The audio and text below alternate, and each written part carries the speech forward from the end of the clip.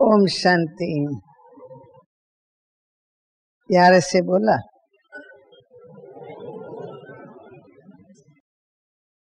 मन से बोला। पहले हम मन से बोलते हैं, फिर प्रेम से बोलते हैं, फिर हम मिल करके एक साथ में बोलते हैं। तो वो आवाज, मन का आवाज मन को टच करता है। ऐसा हम अभ्यास करेंगे।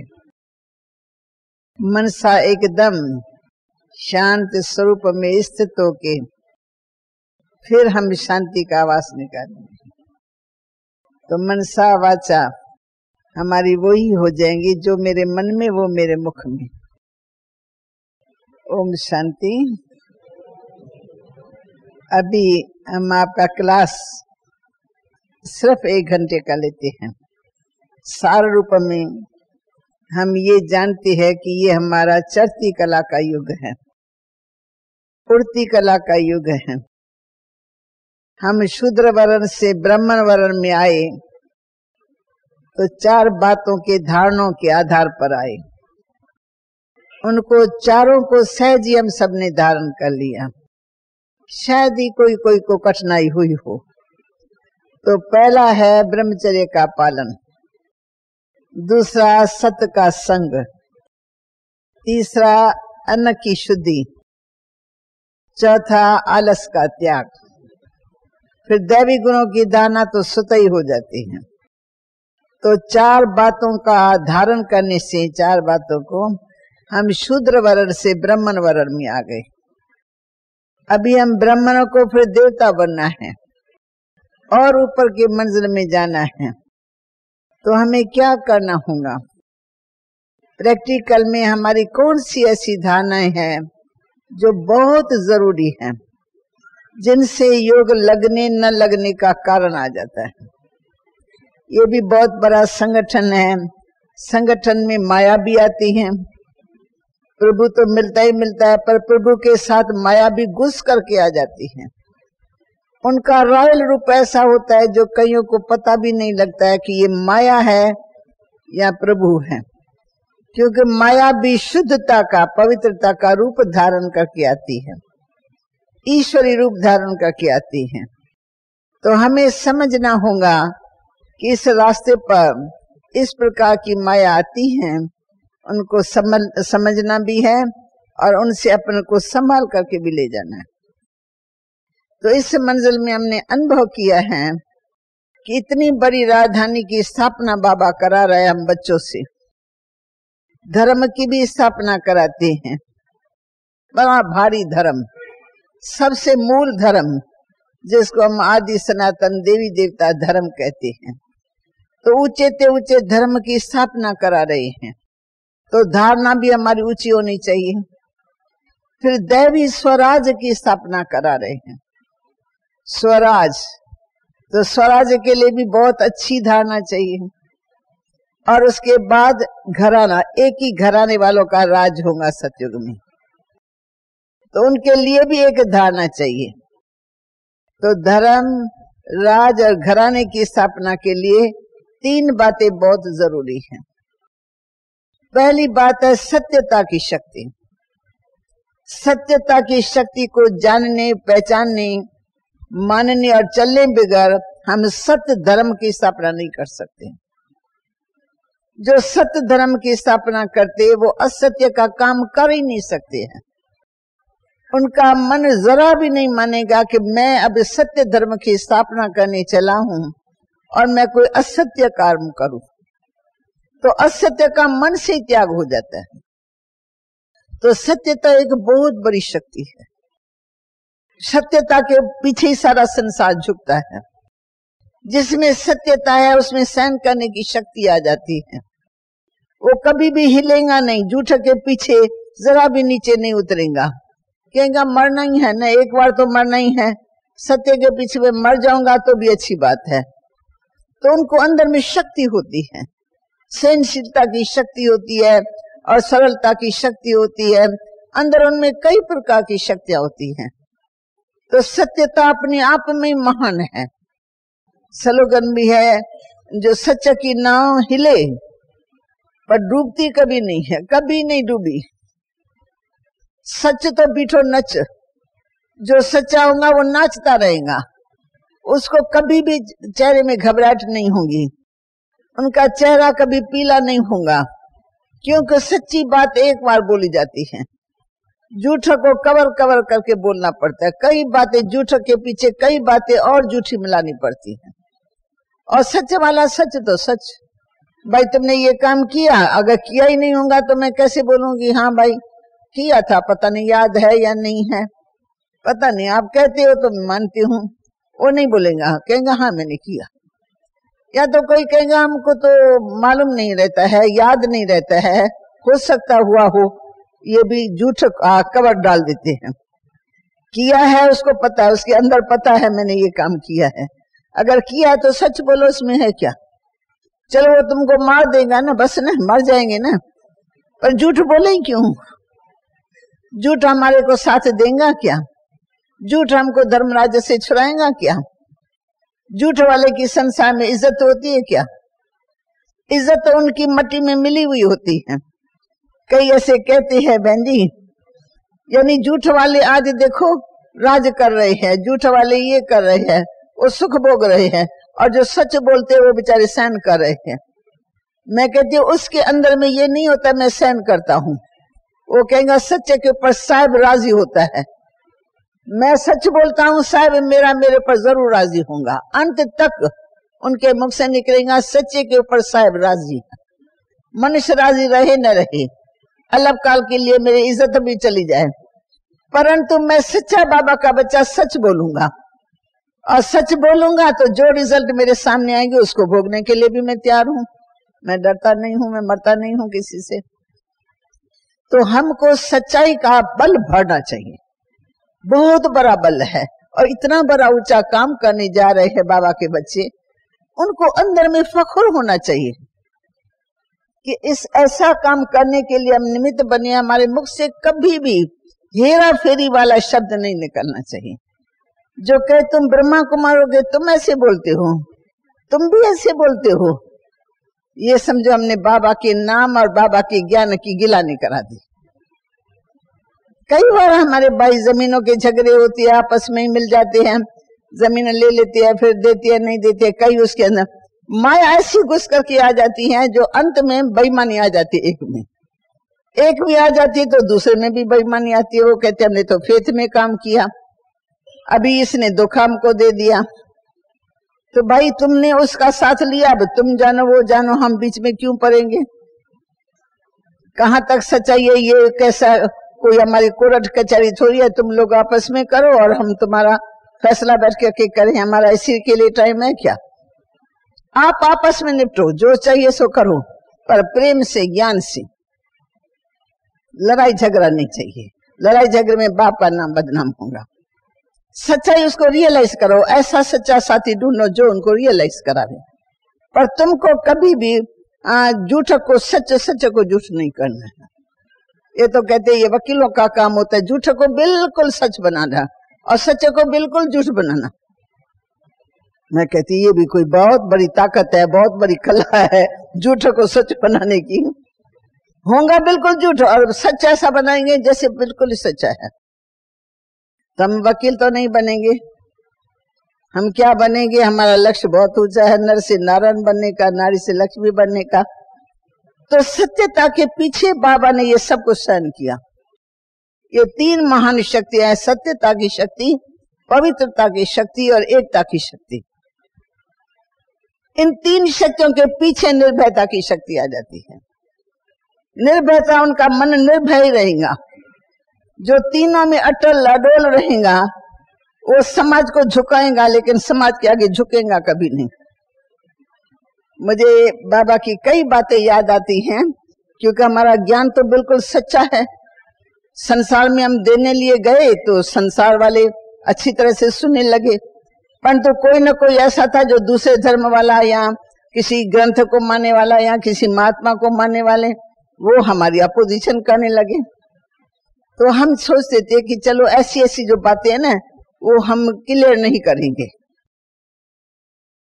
पालस किया हुआ ज्ञान सुनाएंगे, सच्चा ज्ञान नहीं सुनाएंगे। अभी पहले हमारे नजदीक आ जाए, पीछे सच्चा ज्ञान सुनाएंगे।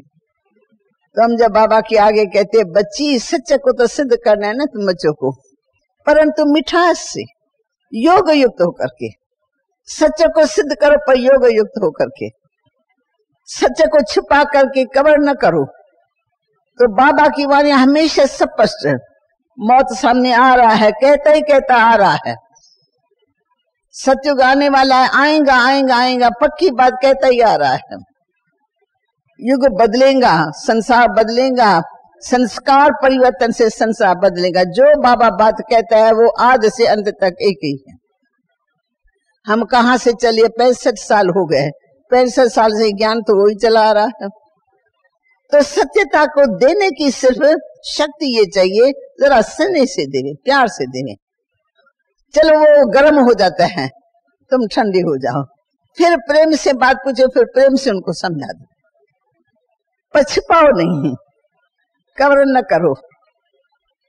तो बाबा ने कहा जो सच्चाई में बल है वो सारे संसार को जीत लेता है। हमने देखा बाबा ने जीत लिया। बाबा के सामने कई बातें आई, बाबा आप ऐसे ज्ञान न दो, बाबा आप ऐसे न कहो। एक बार की बात है, गुलजार दादी ने सभा के बीच में सुनाई है। आप भाइयों में से किसी ने सुनी हो तो भी हो सकता, नहीं तो नहीं। एक बार बीच में चीन की लड़ाई लगी थी ना, चीन जापान की लड़ाई, चीन की लड़ाई लगी थी। तो बाबा ने उस समय कुछ वाणी में, अपनी वाणी में शब्द कहे थे कि अरे वो बच्चे क्या मांगते हैं, थोड़ा टुकड़ा वो उनको दे देना चाहिए, कुछ ऐसे हल्के रूप में बाबा ने कहा था। तो दे देना चाहिए या क्या, मेरे को पूरी बात याद नहीं आती है। तो हमारी रिपोर्ट तो चली गई थी, बाबा की वाणी को लेकर के गया, उसने जाकर के राजस्थान सरकार में दिखाई कि दादा ऐसा बोलता है, दादा ऐसा बोलता है।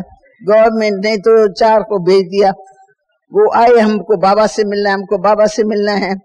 तो हमारा भाव विश्व किशोर था, वो कहते ऐसी आई है बाबा से मिलने के लिए, पता नहीं लड़ाई झगड़ा न कर दे।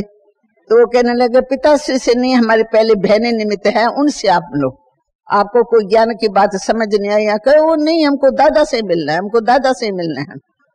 तो बाबा को पता लगा, बाबा ने कहा आने दो ना बच्चों को, आने दो ना बच्चों को। बाबा के पास आए, बाबा का पिता प्यार, रूहानी प्यार, ऐसा सच्चा प्यार था। बाबा ने प्यार से बिठा करके, बोलो बच्चे, बाप के पास आए हो, कुछ बाप को कहना है। तो उन्होंने बहुत प्यार में आ गए, उन्होंने बहुत प्यार से कहा बाबा ऐसी ऐसी बातें हमने सुना है, तो आपने कुछ वाणी में शब्द कहे, फलानी तारीख की वाणी में कुछ शब्द कहे ऐसे। तो बाबा आजकल तो इमरजेंसी चल रही है, तो ऐसे शब्द तो आपको नहीं बोलने हैं, नहीं तो गवर्नमेंट का ऐतराज है इसमें, और इसलिए हम आपके पास आए हैं।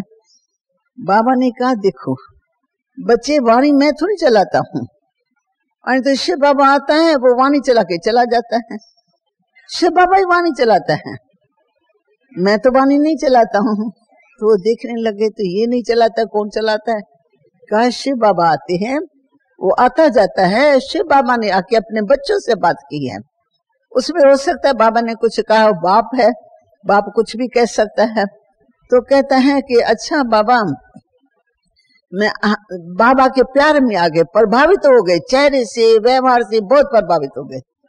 कहा बाबा जब वो आते हैं ना, तो आप जरा उनको कह देना कि ऐसे ऐसे शब्द न बोले, ऐसे ऐसे शब्द न बोले। कहा अच्छा बच्चे, बाप बच्चों के पास आएंगे, बच्चे बाबा को बता देंगे, ऐसे कह देंगे।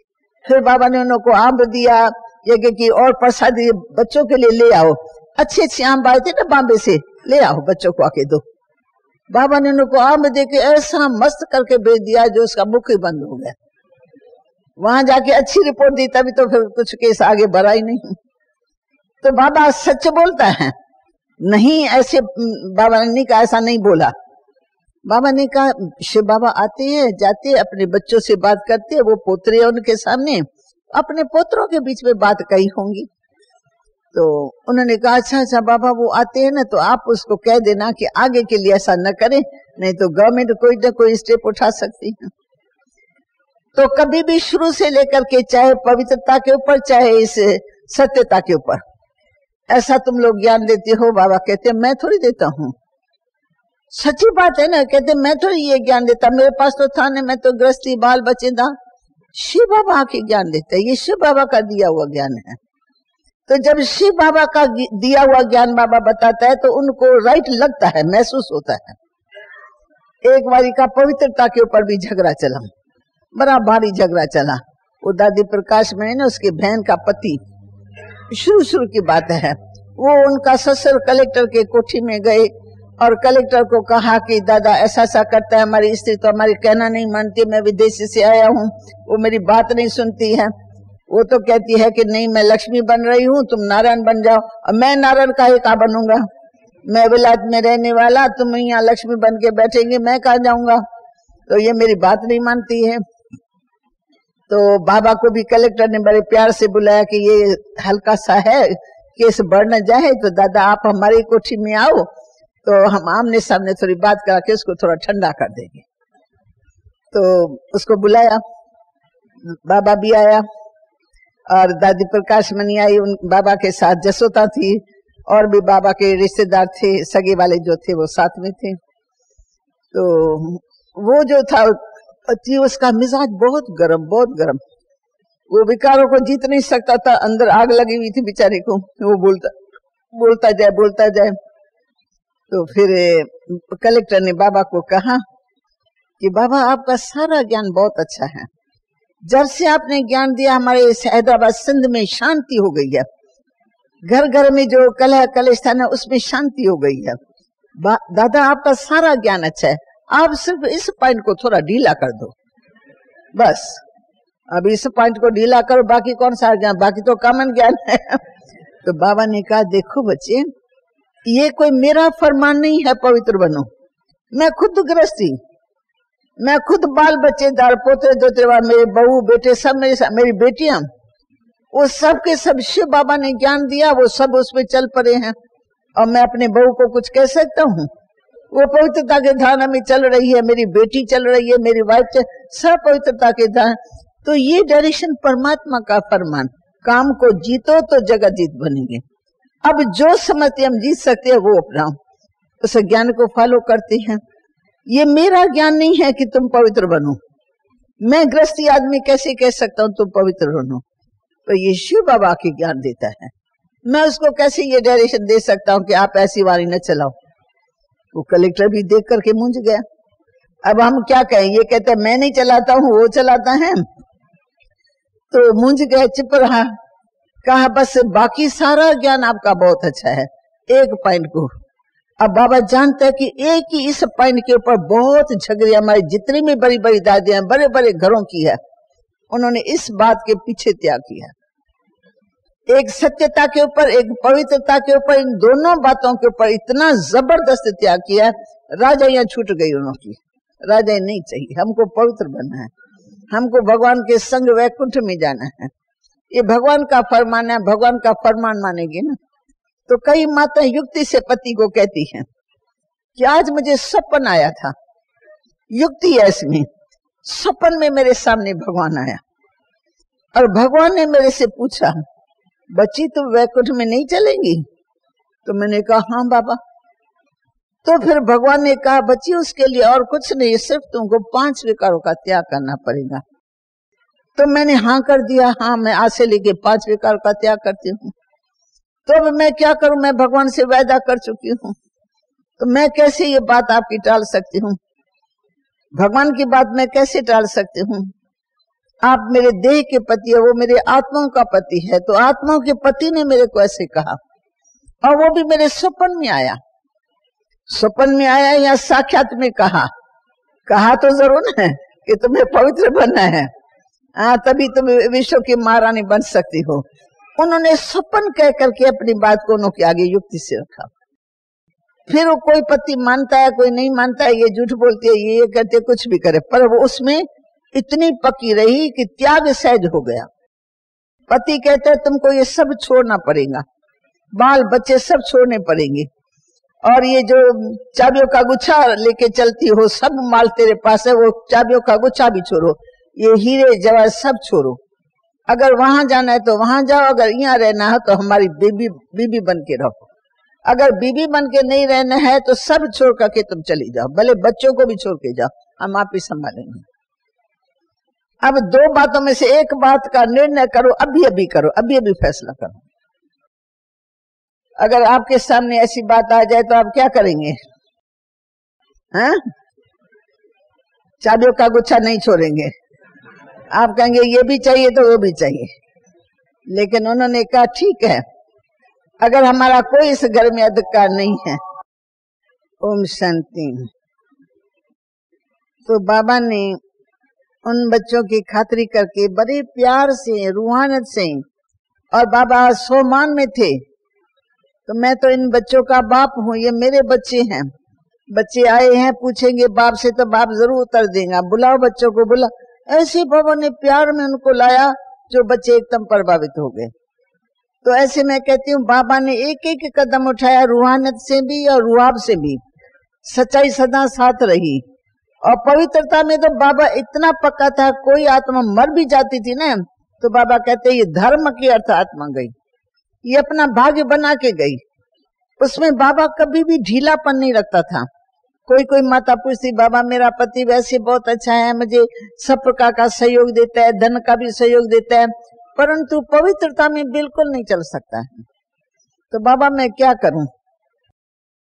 बाबा कहती है बच्ची तुम उनको प्यार से बस करो, तुम्हारे पास बहुत शक्तियां हैं, ज्ञान की शक्ति है, प्रेम की शक्ति है, शांति की शक्ति, तुम उनको प्यार से बस करो। वो तुम्हें अपवित्र बनाए और तुम पवित्र अपवित्रता को धारण करके तुम स्वर्ग में चलेंगे तुम स्वर्ग में ऐसे। तो बाबा रियलाइज कराता था पवित्रता मेन है, पवित्र बनने बगैर तुम न योगी बन सकती हो न स्वर्ग में आ सकती हो। तो बाबा स्पष्ट बात, भले कोई चलता है या नहीं चलता है वो उसकी किस्मत जाने, पर बाबा इसमें बहुत ही पक्के थे। घर के अंदर ही किसे हो गए, घर वाले भी देखो ना, बाबा की बहू साथ दिया पक्का और वो नहीं चल सका, आधा में टूट गया बेचारा। बाबा का लौकिक बेटा कहेगा ये तो चलो सारी उम्र इनमें तो ताकत है, योग लगाते सेवा करते, मैं क्या करता हूँ, ऐसा ढंग का नहीं था, तो चला गया कर लौकिक में। जो चल सके वो इधर आ गए। बाबा की बेटी चल सकी, निर्मल था, पति नहीं चल सका। पति ने खुशी से कहा ठीक है, अगर तुम पवित्रता में रहना चाहती हो, तुम्हारा दिल कहता है तो मैं तुमको तंग नहीं करूंगा, मैं तुमको छुट्टी देता हूँ, भले तुम मेरे को 3 साल के बाद फिर मैं पूछूंगा, फिर अगर तुम छुट्टी देंगे तो मैं दूसरी शादी करूंगा, लेकिन 3 साल में तुमको छोड़ देता हूं, भले तुम अपनी आत्मा को में शांति का, पवित्रता का बल भरो। तो आज पति दुनिया में है और पत्नी यहाँ हो गई, फिर धीरे धीरे करके पति झुकता है ना, ये पवित्रता में पक्की है, भले वो शादी भी करता है लेकिन उसके बाद भी वो इनके पास आना चाहता है, इनसे शांति की शक्ति लेना चाहता है। किसने तो ऊंचा मर्तबा पा लिया, ये तो बहुत बड़ी शक्ति बन गई। अब मैं अगर भिखारी हूं तो मेरा काम ऐसी शक्तियों के पास जाना। तो पति आता है पत्नी के पास, मिलता है, दृष्टि लेता है, कुछ ज्ञान सुनता है, कुछ समझता है। तो जिन्हों को छोड़ा ना वो सब झुक गए। इसी पवित्रता के कारण 10-12 साल हम सब ने, अपने पेरेंट्स ने हमको कहा या इधर हो जाए या इधर हो जाए, तो हमने कहा ठीक है, अगर आप ही हमारे से एक फैसला मांगते हो तो हम भगवान को छोड़ नहीं सकते हैं, बाकी आपको जो चाहिए सो करो, आप कहो तो हम चले जाएंगे। और क्या करें, नौकरी करेंगे, कमाई करेंगे, मशीन चला करके कमाई करके अपना गुजारा करेंगे। बाकी हम ये आप कहेंगे तो ये खाओ पियो, हमारे साथ ऐसे ऐसे तो करो, ये लाइफ तो बदल गई। अब हम ऐसे मलेच्छ नहीं बन सकते हैं, न हम सिनेमा देख सकते, न हम ऐसा गंदा फैशन कर सकते, न हम आपकी आशाओं को पूर्ण कर सकते हैं। हमको रहना है तो ऐसी योगी लाइफ में, आपको पसंद है तो हम आपकी भी सेवा करेंगे, समाज की भी सेवा करेंगे, नहीं तो आप जैसे कहो। उन्होंने कहा नहीं, हमारे बीच में ऐसे आप नहीं चल सकेंगे, नहीं चल सकेंगे तो छोड़ दो, फिर हम आप ही अपना करेंगे सरिनवा। तो छोड़ना पड़ा, 12-15 साल छूट गए। उसके बाद फिर भी वो लोग झुके ना, पवित्रता के आगे, सत्यता के, वे लोग झुके, हम तो नहीं झुके ना। वो हमारे पास आए, आते जाते जब ज्ञान उनको अच्छा लगा तब उन्होंने फिर से निमंत्रण दिया कि आपने सबका कल्याण करना है तो आप हमारा भी कल्याण करने के लिए आओ, हमारे पास आओ। फिर उन्होंने अपने पास रखा, फिर ज्ञान सुना, अच्छा लगा, हमको अलग ही मकान लेकर के दिया कि अलग मकान लेके देते, आप वहां सेवा करो। सेवा करते करते सेंटर खुल गया, उनका भी कल्याण, दूसरों का भी कल्याण। बाबा ने छुड़ाया भी, पर छुड़ाने के बाद जो हमारी जिम्मेवारी है उनका कल्याण करने की, उसको नहीं बाबा ने छुड़ाया। कहा नहीं बच्ची, कौन उसका कल्याण करेगा, तुम शिव शक्ति हैं तो उनका कल्याण करेंगे ना। जब वो मानते हैं और चाहते हैं तो अब टाइम है, अब आप इनकी सेवा करो। एक माता, उनका पति सेठ था, नामी सेठ था, बहुत पैसे का अभिमान था, और वो भी फूला रानी बहुत ही अच्छी एक थी, औरत भी अच्छी थी, पढ़ी लिखी समझदार थी। और उसको पति पवित्रता के ऊपर झगड़ा करने लगा, झगड़ा करके कोर्ट में केस दाखिल कर दिया। अब कोर्ट क्या करेगी, पति पत्नी कहती है मुझे पवित्र रहना है, एजेड है, कोई छोटी नहीं है, और वो भी बुजुर्ग है, और फिर भी कहते हैं ये पवित्र नहीं रहना है, और मैं रहना नहीं चाहता हूँ, ये रहना चाहती है, तो हम इससे अलग होना चाहते हैं। केस चला, केस में जीत गई माता। पति को कहा मैं तो इसकी, कोर्ट में कहा मैं तो इसकी सेवा करना चाहती हूँ, मैं इनके साथ रहना चाहती हूँ, अगर ये नहीं रखना चाहते तो ये खर्चा देवे, मैं अलग ही अपना कमाऊंगी खाऊंगी, मेरे बड़े बड़े बच्चे हैं। खैर केस में वो जीत गई। उसके बाद जब वो अकेला रहा तो अकेले में उसको अकेलापन ऐसा खाने लगा, जो चिल्ला चिल्ला करके पत्र लिखा, मैं माफी मांगता हूँ, मैं तुम्हारी शरण में आया हूँ, तुम देवी हो, तुम शक्ति हो, तुम मेरा भी कल्याण करो, मेरे पास फिर आओ, मैं तुमको कोई भी रास्ते में बंधन नहीं डालूंगा, मैं कुछ भी नहीं कहूंगा ये करो वो करो, तुमको जो करना वो करो, मेरे को भी उस रास्ते पर चलाओ, मैं तुम्हारे साथ माउंट आबू में भी चलूंगा, मैं तुम्हारा ज्ञान भी सुनूंगा, मैं ये भी, पर तुम एक बार आओ। फिर उसने पूछा दादी से, दादी 30 साल वो अलग रहा है, अब 30 साल के बाद वो फिर मुझे बुलाने चाहता है, अब क्या करूं, केस में तो माता जीत गई, वो बेचारा अकेला हो गया। फिर शरण पड़ा, दादी ने कहा नहीं, शरण पड़ा, अब तुमको जाना पड़ेगा, जाओ जाके उसकी सेवा करो। वो सेवा करके करके बूम करके माउंट आबू में भी लेके आई। उसने सभा के बीच में बोला मैंने कितना इसको तंग किया, क्या क्या किया, पर पैसे के नशे में, अभिमान में। अब मैं फील करता हूँ इनके पास जो शक्ति है वो मेरे पास नहीं है, अब मैं चाहता हूँ ये सदा साथ रहे, मेरी अंतिम घड़ी अच्छी बने, मैं दुनियादारी में भी बेकार हो गया, इस इनके पास रहने में भी मैं बेकार हो गया, तो क्यों ना मैं इसको फॉलो करूं, अच्छी चीज को क्यों ना फॉलो करूं। फिर झुके हैं, ऐसी कई मिसाल है। ये साधु महात्मा जिन्होंने बहुत बुरी जगह से हम लोगों को देखा, चारों ओर प्रोपेगेंडा की ये ब्रह्मा कुमारी ऐसी है, ये ब्रह्मा कुमारी बिल्कुल गंदी, पर एक बार माउंट आबू में आए, कॉन्फ्रेंस हुई, इनकी आंखें खुल गई ये सब कुछ देख करके। दूसरे बारी आई तो और प्रभावित हो गए, तीसरे बारी आई तो तीसरे बार आने से बाबा बाबा मुख से निकला, नहीं तो ये लेखराज, इनका लेखराज ऐसा, इनका लेखराज ऐसे बोलते थे। तीसरे बारी तो बाबा बाबा शब्द बोलने लगा कि दादी माँ ने, इतना दादी माँ को बाबा ने तैयार किया है जो आज सारे जगत के उद्धार करने के लिए निमित्त बन गई है। तो झुक गए हैं इतने तक कि दादी आप कभी भी हमारे यहाँ आओ तो ये सारा भवन आपका है, आप आके सेवा करो। तो एक बार हमारी हरिद्वार में दादी चंद्रमणि थी, तो हरिद्वार का एक स्वामी था, वो यहाँ से होके गया था, उसने वहां पर एक भवन दिया, बहुत बड़ा भवन दिया कि वहां आकर के आप बठिया बगैर जैसे तुम लोग करते हो ना, वैसे मेरा सारा भवन 100 कमरों का मकान है, वो आप यूज करो, बर्तन नए नए, बिस्तरे नए नए, सब कुछ हम आपको देगा, आप यहाँ वो बट्ठी करो। तो बट्ठी रखी, तो बट्ठी में था भाई आज कुमारियों की बट्ठी, उन्होंने कभी सुना भी नहीं होगा कुमारियों की बट्ठी, क्या कुमारों की बट्ठी, आज माताओं की बट्ठी, आज अधर कुमारों की बट्ठी। तो उन्होंने क्या क्या प्रेम बहने, सब महात्मा थे ना, 2-2 3-3 महात्मा को एक एक बट्ठी के उद्घाटन के समय बुलाया, 2-2 दिन की बट्ठी रहती थी। तो उनको कहा आज माताओं की बट्ठी है, माताएं सब योग बट्ठी में बैठेंगी, साधना में रहेंगी, तो स्वामी जी उस बट्ठी का उद्घाटन करने के लिए आप आओ। वो देखा ये सब ऐसे बैठी है एकदम जैसे मूर्तियां, और हम महात्मा भी इनके सामने क्या बोले, ये तो है ही पवित्रता की देविया। इनको ज्ञान देने की दरकार ही नहीं है, इनके तो चेहरे ही चमक रहे हैं। हम इनके आगे क्या बोले? प्रेम को कहे बहन जी बस हम दृष्टि दे करके चले जाएंगे। उन्होंने कहा स्वामी जी आप आशीर्वचन थोड़े से। उन्होंने ऐसे कहा तो वो मैं माँ के से कुछ बोल ही नहीं सके, सारा टाइम मैं ज्ञान उनका पता नहीं कहाँ चला गया। फिर दूसरे महात्माओं को बोला तो आज कुमारियों की बट्टी है, आज टीचर्स की बट्टी है। एक एक बट्टी में एक एक ग्रुप को दे करके इतने गदगद हो उठे, अंदर ही अंदर बोलते हम तो कुछ भी नहीं कर रहे हैं, ये लोग तो कुमार कुमारियां गृहस्थ में रहने वाले उनकी बट्टी, क्या ये सब योगी है? फिर उनको वहां ज्ञान मिलता है ये सब योग में रहती है, तपस्या करती हैं और पवित्र रहते हैं। तब उनको पता लगा ये कन्याएं भी पवित्र है, ये माताएं भी पवित्र है, ये भाई भी पवित्र। फिर उनका अनुभव पूछा तो उनको बहुत अच्छा लगा, झुक गए। को तो पब्लिक वो करती थी ऐतराज कि इन ब्रह्मा कुमारियों को महात्माओं के स्टेज पर क्यों लाया जाता है।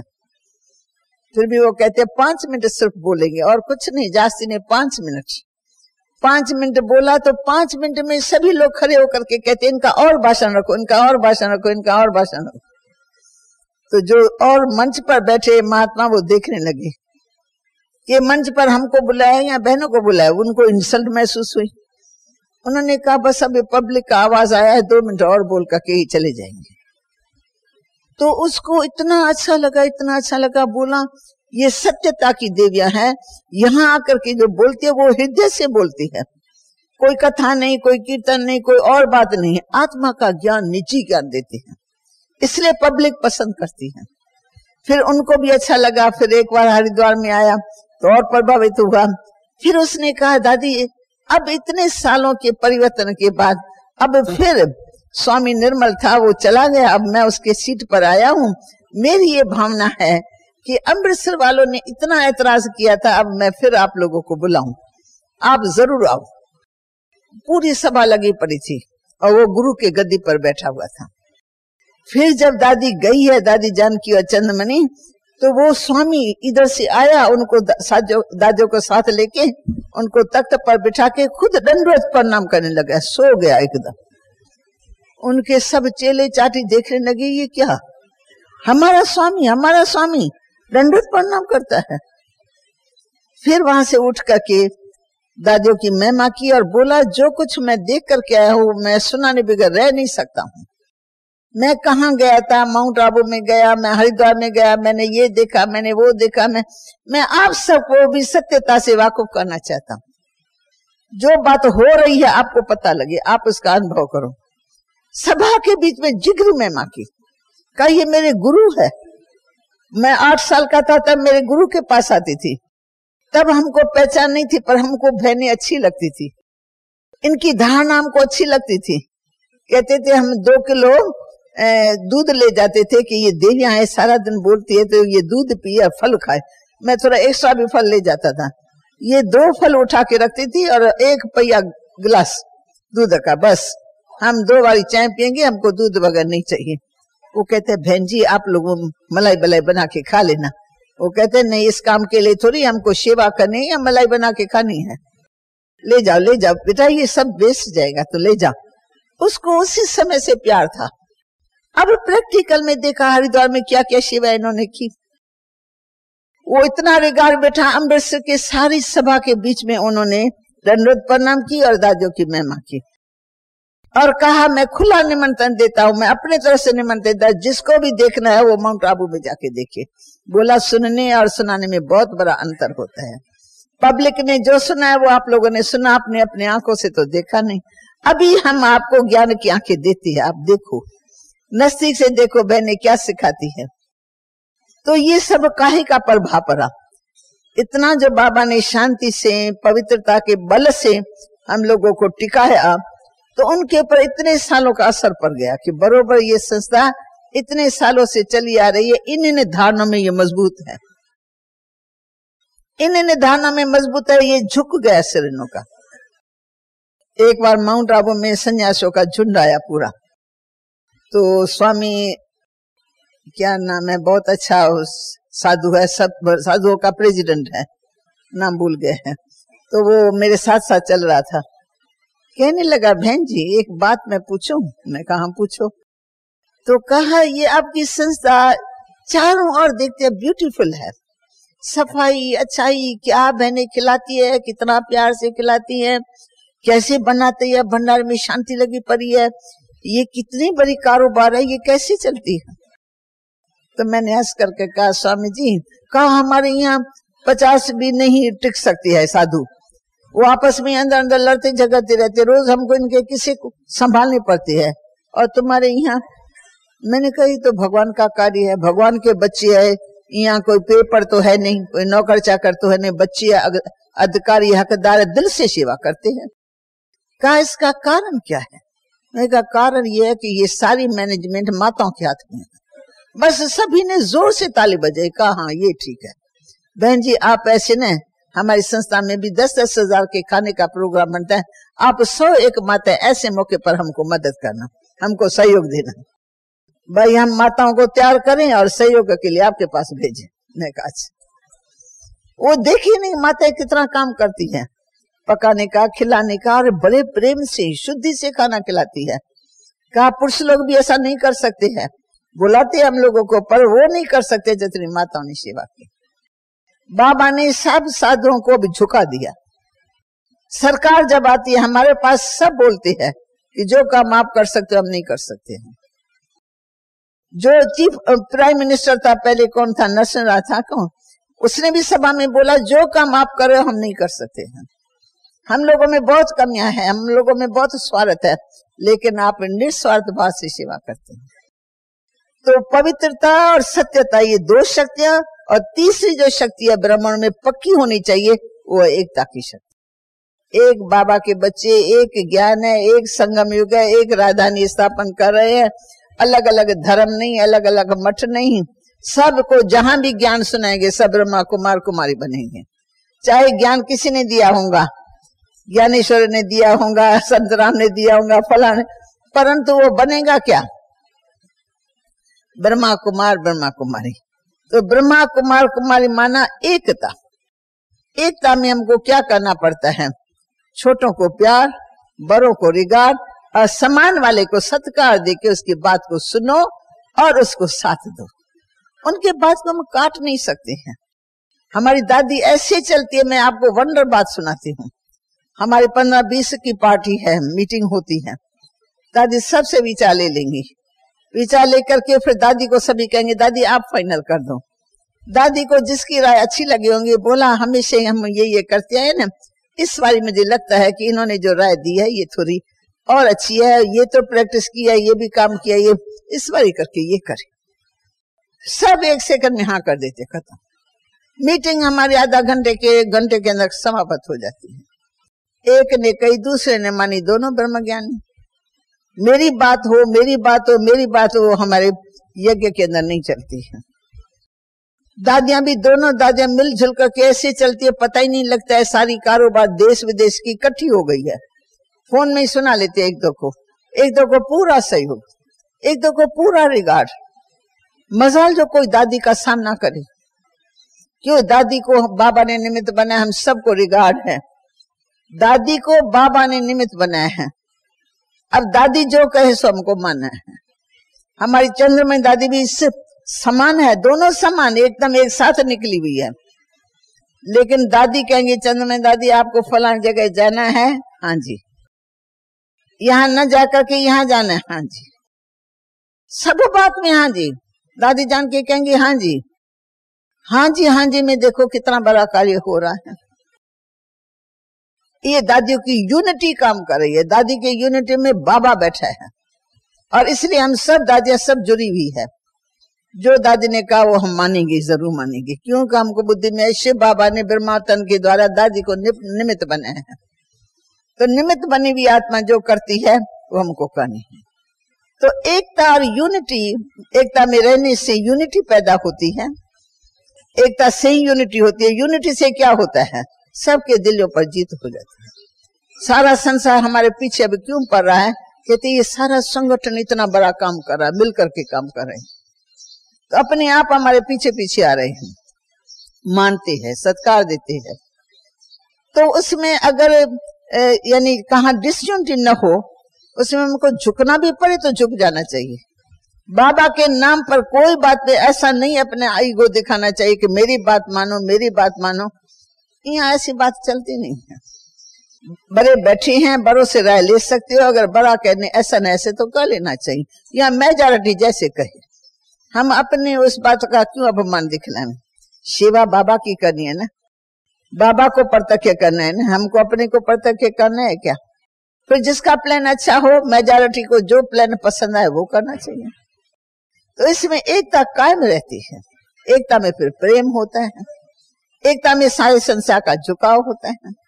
तो जहाँ ये तीन शक्तियां हमारे पास होंगी, वहां हमारे अंदर में निर्भयता जरूर होंगी। किसी का भी डर नहीं लगेगा, भगवान का भी डर नहीं, धर्मराज का भी डर नहीं लगेगा क्योंकि हम एक्यूरेट चल रहे हैं। समाज का भी डर नहीं लगेगा क्योंकि कोई बुरा काम नहीं कर रहे हैं। अपने मरने का भी डर नहीं, मर भी जाएंगे धर्म की अर्थ से तो कोई बात नहीं। मरने में भी हमारे को अपने शरीर में मोह तो है नहीं, हम तो निमित्त बने हुए हैं कुछ कार्य करने के लिए। तो कार्य करने की शक्ति आ जाती है, निर्भयता। बाबा को मानने वाले आए हैं सामने, परंतु बाबा को यही एक बुद्धि भी है कि मुझे तो बाबा ने निमित्त बनाया है, मैं अपने मन से तो कुछ नहीं कर रहा हूं, कराने वाला करा रहा है। अब सामने वाला कुछ भी करना चाहता है तो बाबा को यही निश्चय में है कि मेरा रक्षक शिक्षक सामने खड़ा है। तो आज दिन तक बाबा के शरीर को किसी ने टच नहीं किया, दूर दूर से कुछ कुछ बोलते रहे, परंतु सन्मुख आकर के सब झुक जाते थे। और किसी ने भी हाथ नहीं चलाया, हाथ नहीं लगाया, क्योंकि बाबा के संग शिव बाबा था ही था, और बाबा के निश्चय में भी वो बात। तो जिसका साईं है भगवान शिव बाबा, हाँ, उसका क्या आएगा आंधी और तूफान, गीत है ना। तो आंधी तूफान में क्या क्या आ नहीं सकता है। तो निर्भयता की शक्ति भी ऐसी बड़ी है जो चेहरा सदा चमकता रहेगा। जो काम करता है ना वो डरता है, उसकी शक्ल पीली पड़ जाती है, और वो जब पीली पड़ जाती है तो पकड़ने वाला पकड़ लेता है। छोटा सा दृष्टांत सुनाते हैं कि एक बार एक राजा की रुई चोरी हो गई।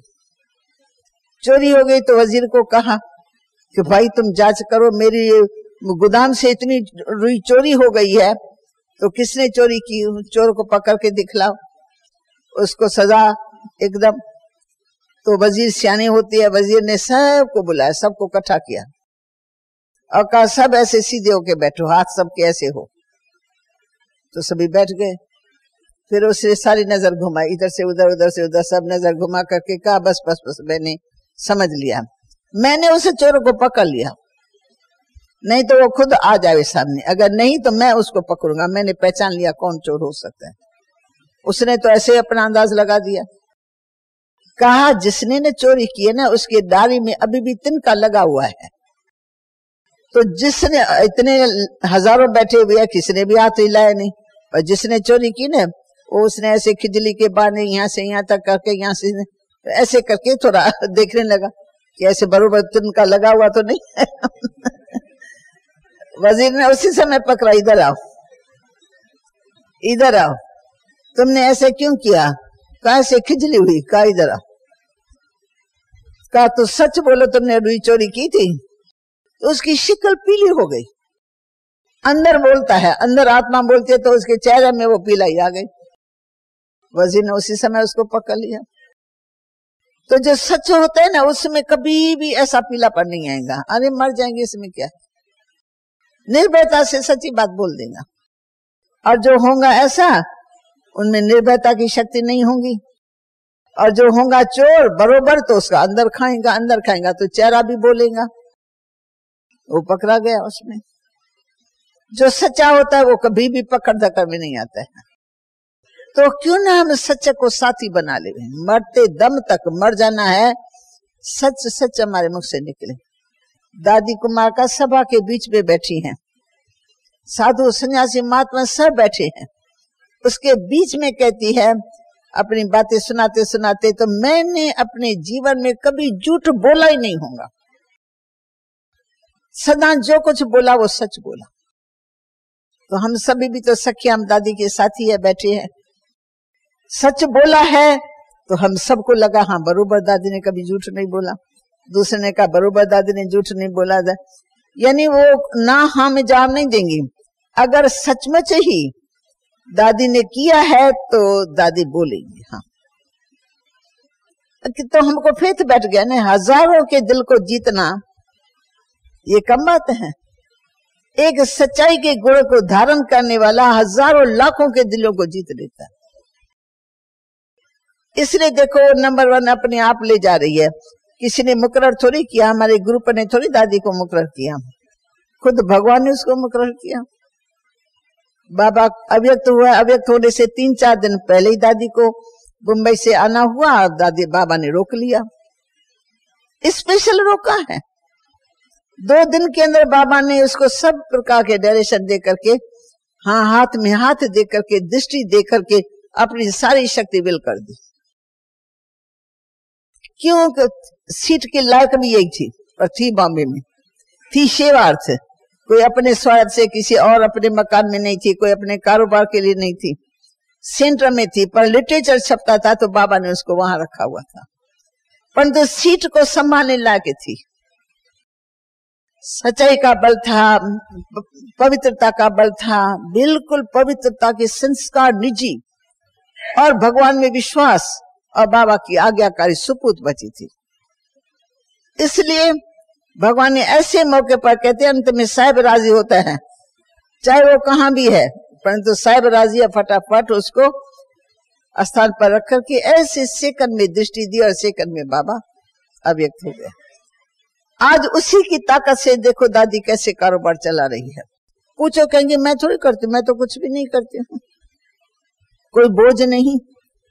हम कहते दादी आज फलाने सेंटर का झमेला आपके पास आया, फलाने सेंटर पर ये झमेला हो गया, उन्होंने ये धमकियां दी, हम मरेंगे मारेंगे, ये करेंगे वो करेंगे।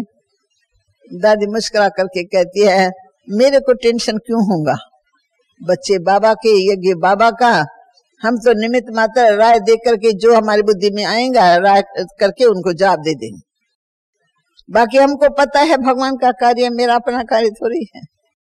तो जहां अपना ममत्व नहीं है, स्वार्थ नहीं है, शिव बाबा बुद्धि में है, तो बोझ बिल्कुल नहीं। आराम से नींद करती है, करती थोड़ी नींद है पर आराम से, टेंशन बिल्कुल नहीं।